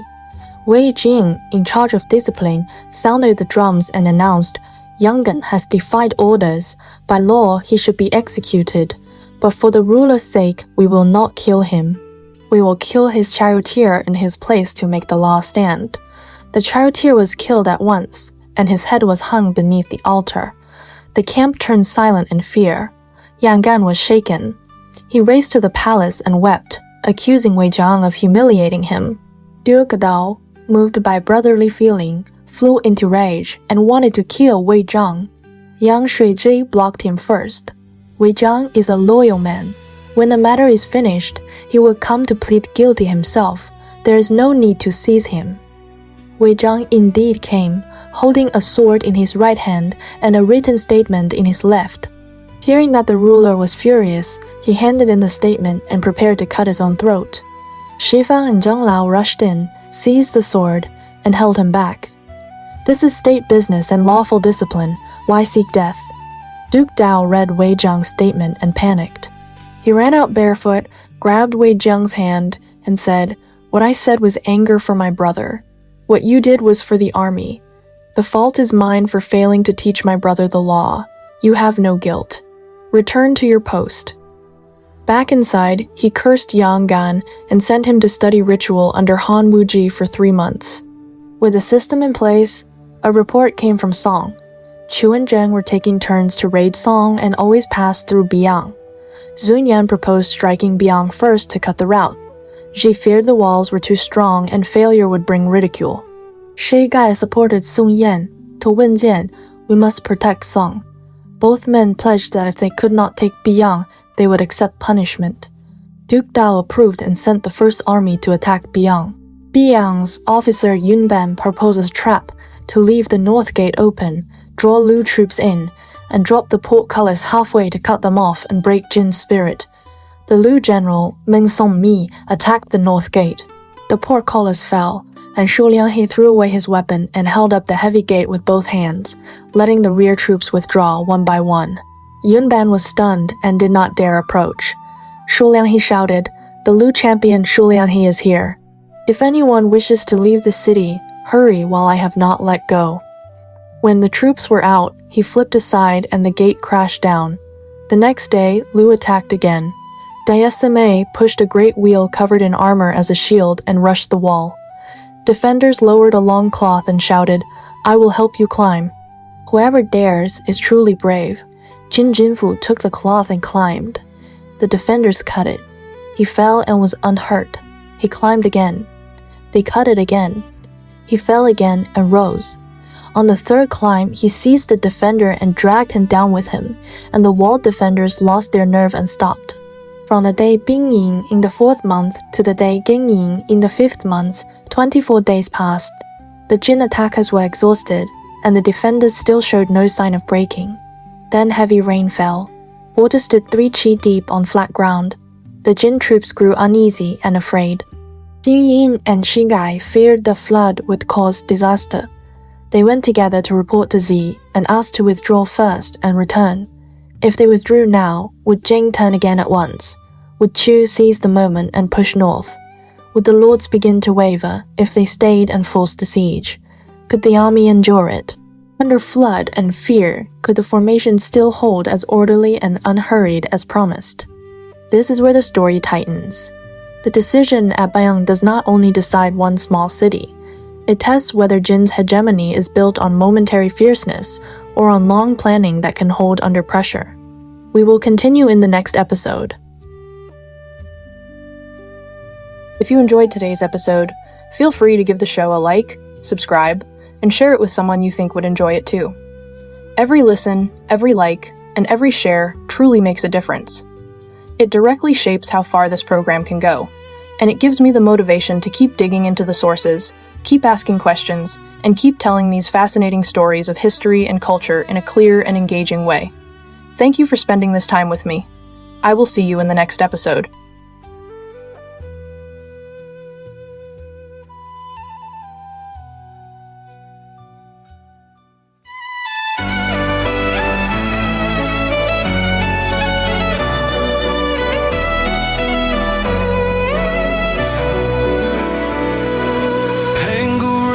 Sky in light, Nua healed the broken heart.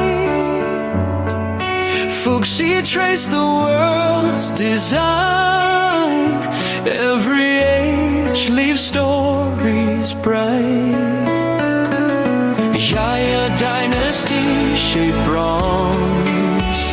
Shang dynasty cast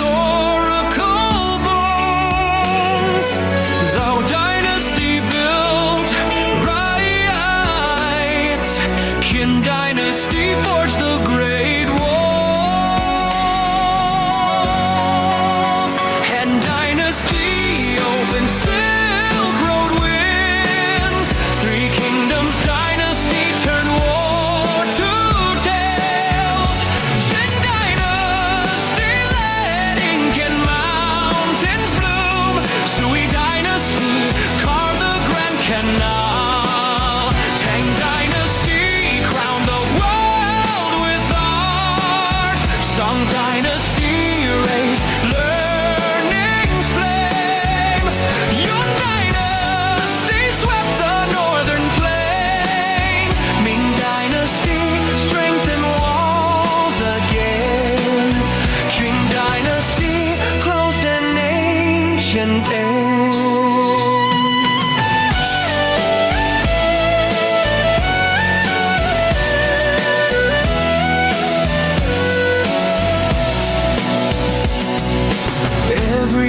Leave stories bright.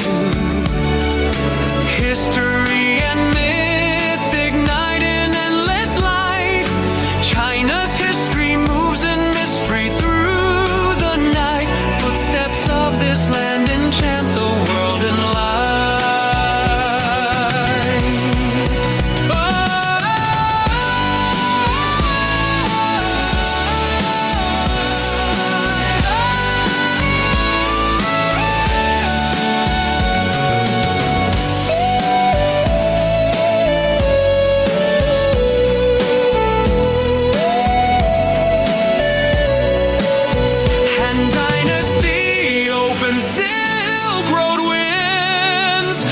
Kingdoms dynasty turn war to tales. Jin dynasty led ink and mountains bloom. Sui dynasty carved the Grand Canal. Tang dynasty crowned the world with art. Song dynasty dynasty raised. Learn